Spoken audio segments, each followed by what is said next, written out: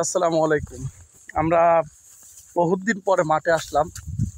আসলে দীর্ঘদিন পর মাঠে আসলে ধান ক্ষেত এবং খুব সবুজ শ্যামল গাছগাছালি, অনেক সবুজ শ্যামল গাছগাছালি আছে। আপনার মাঠের ভিতরে প্রচুর পরিমাণ ধান এবার হয়েছে। সে ধানগুলো আসলে এত সুন্দর ধান হয়েছে, আল্লাহর আসলে অশেষ রহমত এবং নিয়ামত। মাঝে মধ্যে একটু মাঠে ঘাটে আসলে আসলে মন টন ভালো লাগে।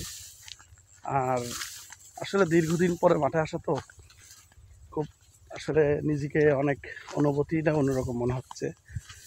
আর মাঠে অনেকখানি পানি শুকিয়ে গেছে, আর একদম মাঠের নিচের দিকে পানি আছে।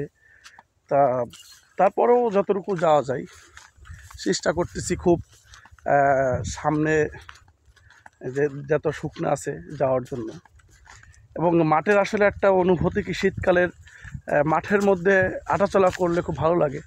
আর এই যে রোদটা লাগে শরীরে, খুবই ভিটামিন ডি। যাই হোক, সবাই একটু মাঠটারে দেখিয়ে দিই। আসলে দেখেন, আমাদের এলাকার যে মাঠ, খুবই সুন্দর একটা মাঠ, আর ছোটোখাটো একটা ঘের এখানে। আর ধান কি প্রচুর ধান হয়েছে এবারকার মাঠে। আল্লাহর নিয়ামত, আসলে আল্লাহর নিয়ামত সৃষ্টি, এবং কোনো কিছুই আল্লাহ পাক কম দেয় না।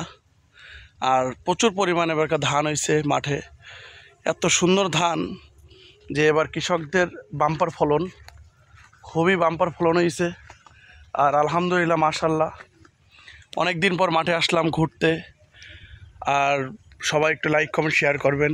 এবং এটা একটা ঘের, এই ঘেরে ধানের সিজনে ধান লাগাই, মাছের সময় মাছ চাষ করে।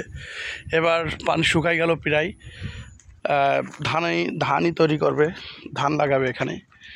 যাই হোক, সবাই লাইক কমেন্ট শেয়ার করবেন, ভালো থাকবেন, সুস্থ থাকবেন, এবং মাঝে মধ্যে এরকম গ্রাম ঘাটে যে মাঠে ঘাটে চলাচল করবেন। আসসালামু আলাইকুম।